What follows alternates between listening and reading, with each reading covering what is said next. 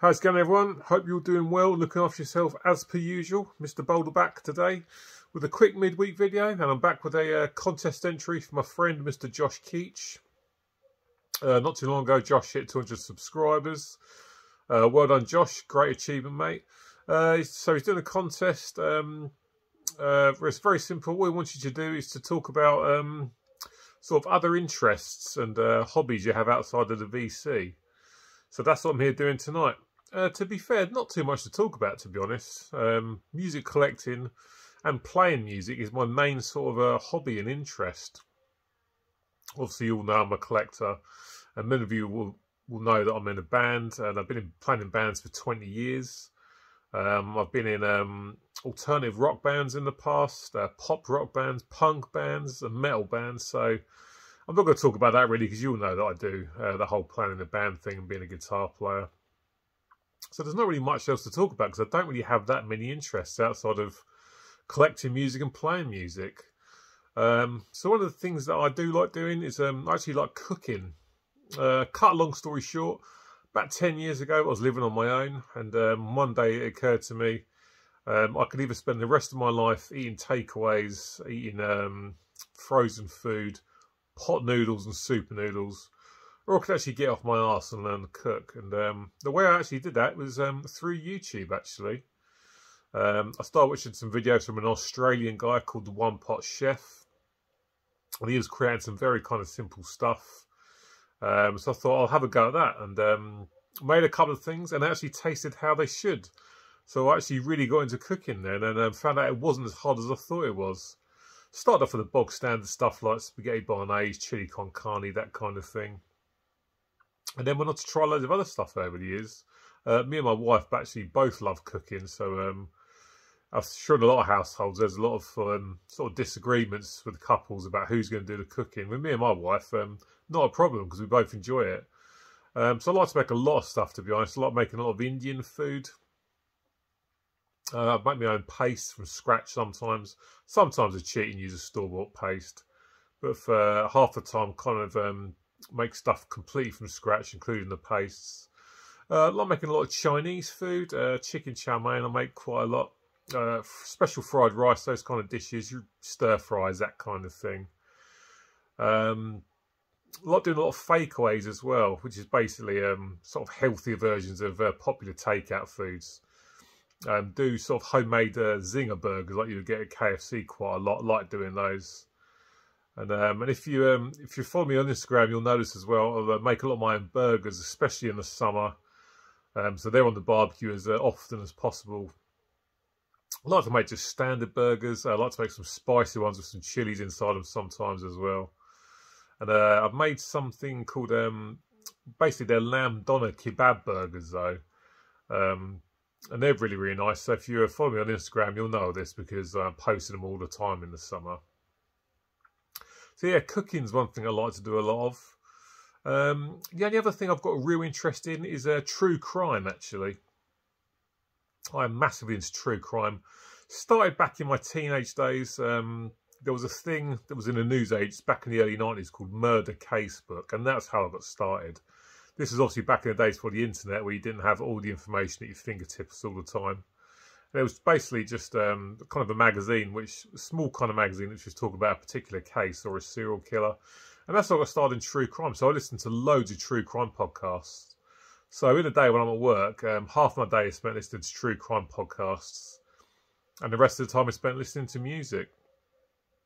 As far as TV goes a lot to coincide with my interests, actually. So I watch a lot of cooking programs on TV, and I watch a lot of true crime shows as well, like Forensic Files, Forensic Detectives, that kind of thing. And if there's documentaries about serial killers, I tend to watch a lot of those.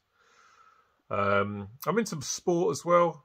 I'm into football, obviously, because I'm from the UK. So I'm a supporter of Everton Football Club, which has been tough for the last 25 years, I won't lie, because we've not been very good. And don't ask me why I support Everton, because I've never been to Liverpool in my life. But it's one of those choices I made as I was a kid, and I've stuck with it ever since.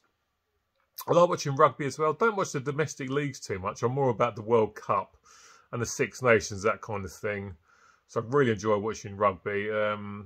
Watch a bit of snooker when it's on TV as well. A little bit of golf.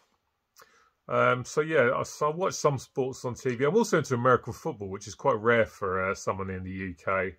I've been a fan of the New York Giants for years. I remember staying up, watching us playing the Super Bowl in 1991. Stayed up till 4 or 5 in the morning watching that. Didn't go to school the next day because I was too knackered. Yeah, so I'm really into the NFL. New York Giants is my team. As far as TV goes, that's about it, to be honest. The majority of TV just does not speak to me on any level whatsoever. All those soap operas can get in the bin. I have no interest in any of that shit. And even worse, the last sort of 20 years here in the UK, reality TV. It just does not interest me in the slightest. A load of nonsense. For me, the biggest turd in that particular cesspit of TV is Love Island.